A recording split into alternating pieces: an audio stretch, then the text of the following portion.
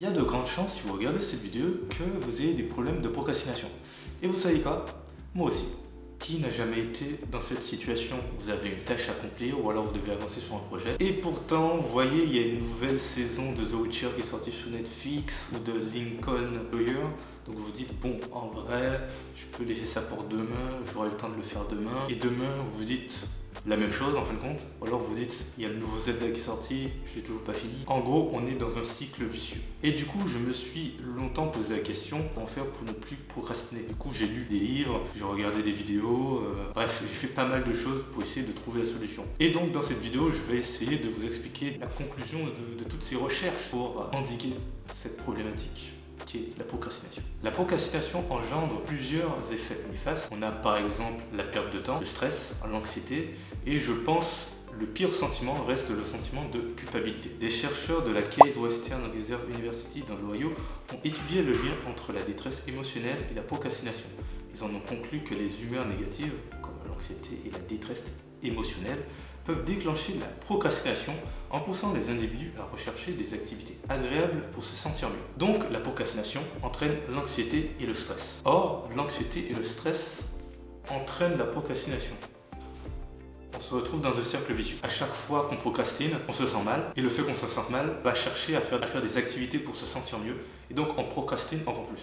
Du coup, on entre dans un cercle vicieux, le cercle de la procrastination. Naturellement, quand j'ai vu que j'avais des problèmes de procrastination, j'ai tout fait pour trouver une solution. J'ai lu des livres, j'ai regardé des vidéos sur internet, j'ai écouté des podcasts et j'ai fait une liste de pas mal de méthodes qui pouvaient être utilisées justement pour améliorer ma productivité et du coup lutter contre la procrastination.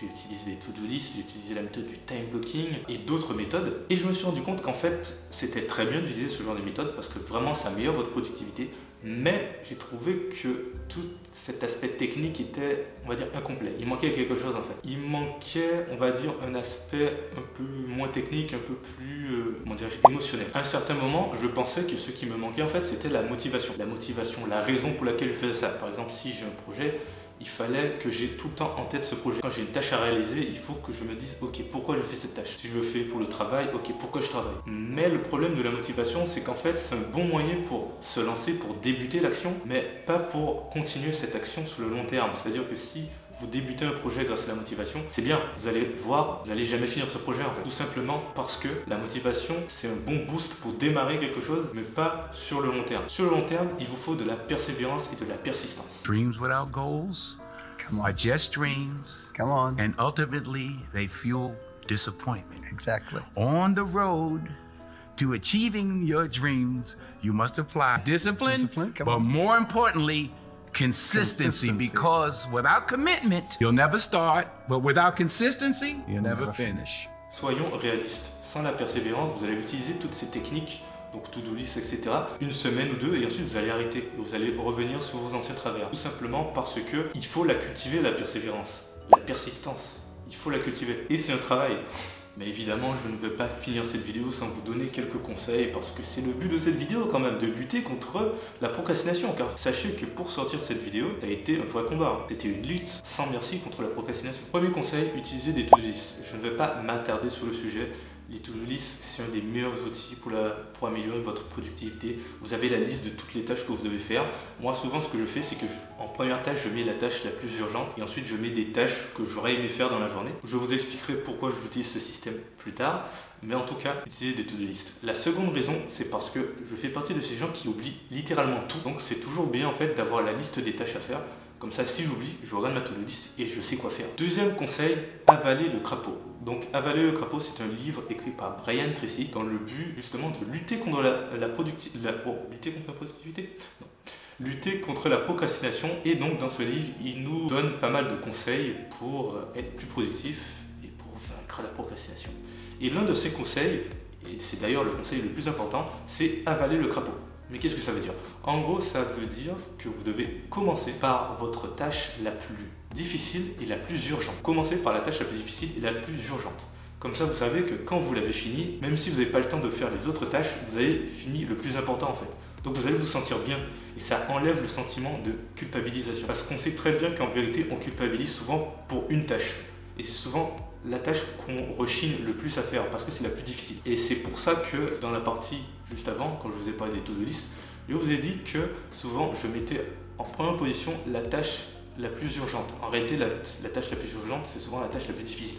En fait, c'est le crapaud, quoi. Troisième conseil, et je pense que c'est le conseil le plus important, prenez soin de votre santé mentale et votre santé physique aussi d'ailleurs. Pourquoi? Parce que comme je vous l'ai expliqué juste avant, le stress et l'anxiété entraînent la procrastination. Comme je l'ai mentionné, l'anxiété, le stress et la détresse mentale peuvent entraîner la procrastination. Lorsqu'on se sent mal, on a peu d'envie de travailler, on a plutôt tendance à se tourner vers des activités de divertissement comme regarder Netflix tout en grignotant du Nutella. C'est pourquoi il est important de prendre soin de soi en améliorant notre sommeil, en faisant de l'exercice régulièrement et en faisant attention à notre alimentation. La méditation est également un outil précieux pour gérer le stress et améliorer la concentration. En conclusion, rappelez-vous que la procrastination n'est pas une fatalité. Nous avons tous le pouvoir de changer nos habitudes et de cultiver la persévérance pour atteindre nos objectifs. L'une des clés pour surmonter la procrastination réside dans notre bien-être mental et émotionnel. Prenez du temps pour prendre soin de vous. Améliorez votre sommeil, pratiquez la méditation pour gérer votre stress et votre anxiété. Faites du sport, faites une activité sportive, très important. Lorsque vous prenez soin de votre bien-être, vous mettez les meilleures chances de votre côté pour cultiver votre persévérance et pour arrêter de procrastiner. Rappelez-vous également que la persévérance n'est pas un chemin linéaire. Il y aura des hauts et des bas, des moments de doute et de découragement, mais ne baissez pas les bras. Apprenez de vos erreurs, ajustez votre approche et continuez à avancer malgré les obstacles. Vous avez le potentiel de réaliser des grandes choses. Ayez confiance en vous et soyez bienveillant envers vous-même. J'ai envie de vous dire, sortons de ce cercle vicieux de la procrastination et réalisons nos rêves en fait. Je pense que pas mal de personnes sont bloquées à cause de leur tendance à procrastiner dans le processus de réalisation de leurs rêves. Et je me dis en réalité, il faut juste casser cette barrière de la procrastination pour réaliser ses rêves, autant y aller quoi. Je veux dire, si c'est juste ça la barrière. Donc voilà, c'est à peu près tout ce que je voulais dire sur la procrastination. Merci d'avoir regardé cette vidéo, j'espère qu'elle vous a aidé ou alors j'espère qu'elle vous a diverti. Si vous avez aimé cette vidéo, n'oubliez pas de lâcher un like, de vous abonner, de me suivre sur Instagram. D'ailleurs, j'ai deux Instagram maintenant, un Instagram sur le domaine de la cybersécurité et un Instagram de photographe où souvent je poste des photos. C'était Lénaïque, à dans d'autres soirées.